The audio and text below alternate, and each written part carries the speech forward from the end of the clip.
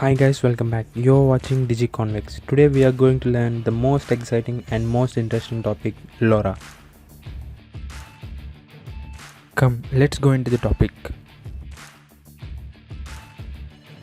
First of all, this is the logo you might have seen if you're aware of LoRa. This is the trademark sign and this LoRa technology owned by the company Semtech.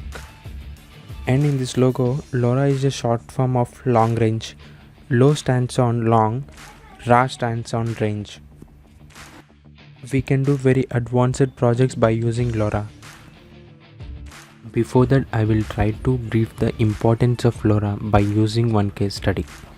Suppose in the Internet of Things platform, you have a plant monitoring system somewhere in your agriculture land and you want to monitor from your house.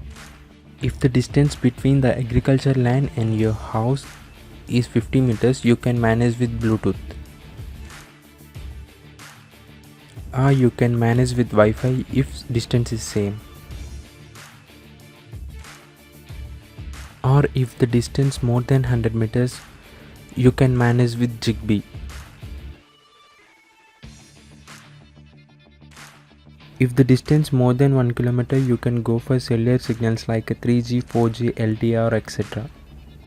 If the distance is more than 10 kilometers, what can you do? Is it possible with Bluetooth? Is it possible with Wi-Fi? Is it possible with Zigbee? Is it possible with cellular signals? No, you can't. Here the most exciting technology enters, LoRa.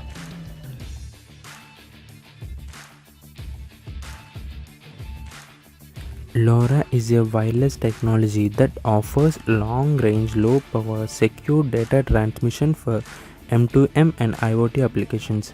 LoRa is based on chip spectrum modulation, which has low power characteristics like FSK modulation, but can be used for long-range communications.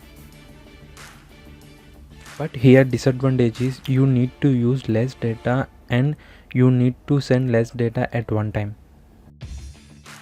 So talking about the data, the maximum data rate of LoRa is 50 kbps. Means here we can communicate with a sensor only, we can't stream the video. Coming to the advantages, LoRa is a long range and low power consumption than Wi-Fi and 4G. In fact, Wi-Fi and 4G technologies consumes lot of power. Compared to that, LoRa consumes very little power. That is 10 milliamps to 20 milliamps. But here disadvantage of LoRa is data rate. Here data rate is very limited and bandwidth also very limited. You can observe this on two-dimensional graph. Here you can observe radiation ranges of different communication technologies like Bluetooth, Wi-Fi, Zigbee and LoRa. This is all about today's video. We will learn more about LoRa on next sessions. Stay tuned. Bye bye.